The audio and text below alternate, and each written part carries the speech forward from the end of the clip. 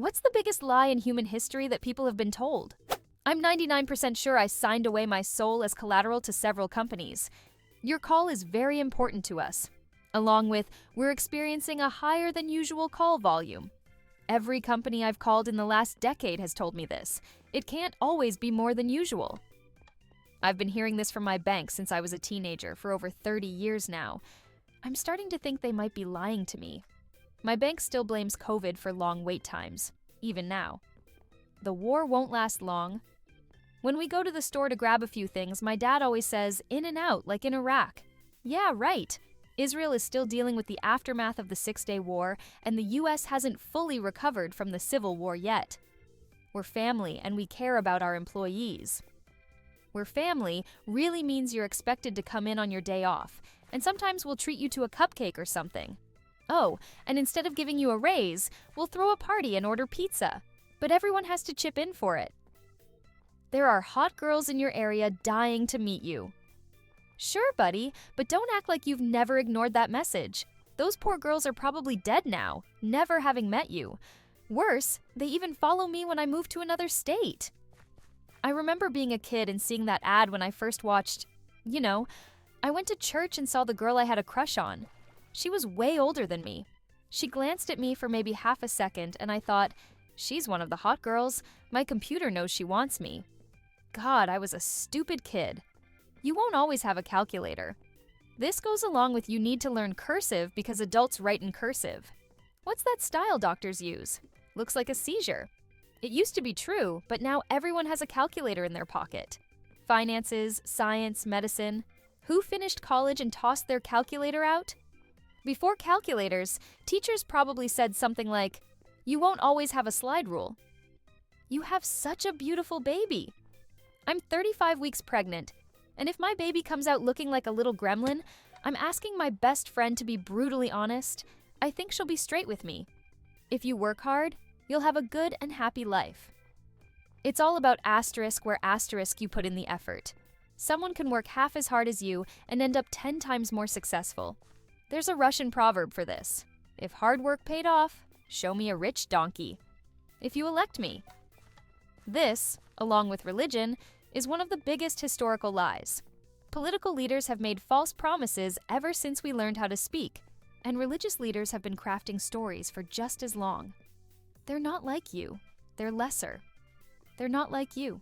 They're better than you. They, being different, are definitely the reason for all your problems. Humans have evolved, and yet we still fear otherness. Maybe that'll change in time. Looks don't matter. I used to weigh about 300 pounds, and I lost weight down to 170. The difference in how people treated me was night and day. At 300 pounds, I felt awkward in job interviews. But at 170, people hung on to my every word, even if I said something dumb. If you're attractive, doors open for you. But when it comes to real happiness, no, looks don't matter. I'm a pretty average-looking guy, and after a recent surgery, I'm even below average. Half my face is paralyzed now, but I'm happy. I have a home, a decent job, and a wonderful partner. But I'll tell you this, being attractive is like playing life on easy mode. People naturally treat attractive people differently, and most don't even realize it. I won't forget to cancel before the free trial ends. Just cancel it immediately after signing up. Usually the trial still lasts until the end date anyway. Or just set a reminder on your phone. There's an invisible guy in the sky watching everything you do. This invisible guy has a list of 10 things he doesn't want you to do. If you break any of them, he has a special place full of fire, smoke, pain, and eternal suffering where he'll send you to burn and cry forever. But don't forget, he loves you. He loves you, and he needs your money. The late, great George Carlin. Had to scroll way too far to find this gem in the comments. There's not enough love and kindness in the world to waste on imaginary beings. When you grow up, you can be whatever you want. The worst part of this lie is that it implies people who end up in bad situations chose to be there. If you're a good person, good things will happen to you.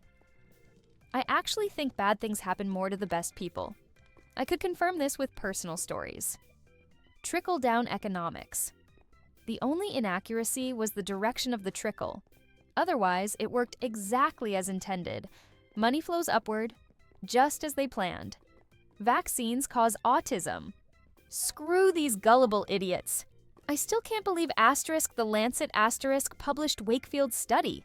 The methodology was complete garbage.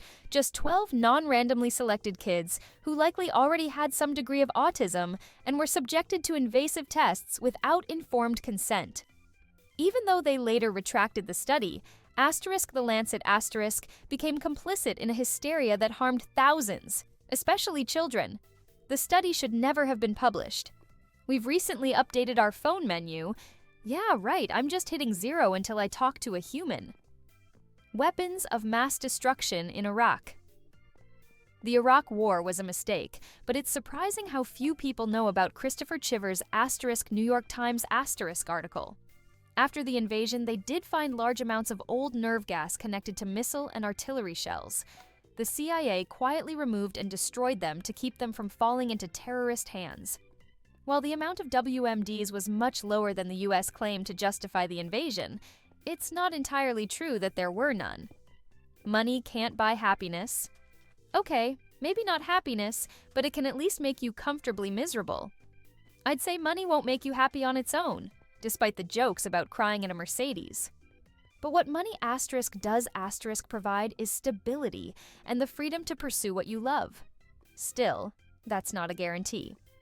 My father-in-law has money, but is one of the most miserable people I've ever met.